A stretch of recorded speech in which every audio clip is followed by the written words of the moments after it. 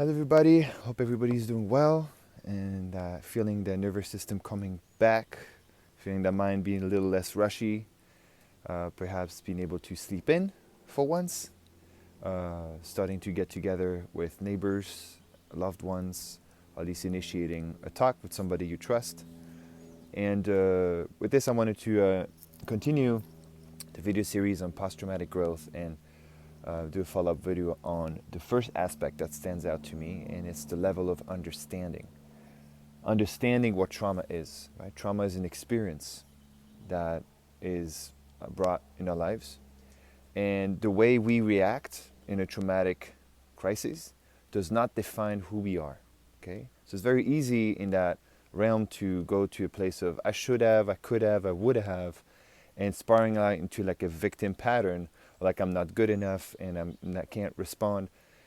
This is an invitation to cut ourselves some slack. It's like we are equipped or not to meet a circumstance, and we are equipped or not. We are taught and educated or not, and it's fine. We're just trying our best. Okay, so number one, understanding that trauma does not define us. It's an experience given to us for us to learn.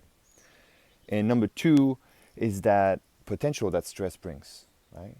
The stress that comes with a traumatic experience. And it kind of shakes things up.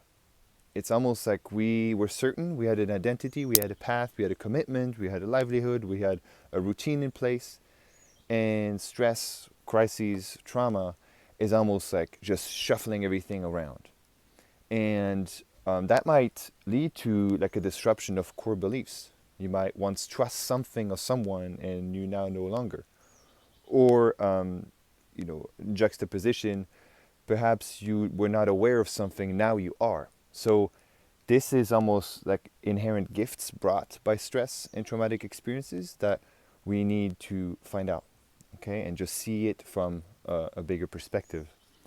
And so it's normal that we go through stages of suffering, grieving, and eventually, coping, being able to move forward with what was brought to us, and eventually growing and healing, okay, which usually doesn't happen gradually, doesn't happen all at once, and usually doesn't happen alone, but it can be, okay? And also understanding, the last point is understanding the truth of the trauma and the experience. And the truth is that the reality that we once lived in no longer is, right? A crisis, a trauma, a stress tends to do that, just shifting lenses. There's always the option of want to go back to how it was, but that is not the truth that is now.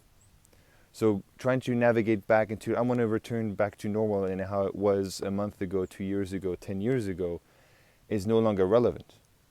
Because we are here, and all we can do is move with what we have into tomorrow. And so this notion of perhaps adapting, acclimating to what is there, and going to a place of acceptance, full acceptance, and perhaps even surrender.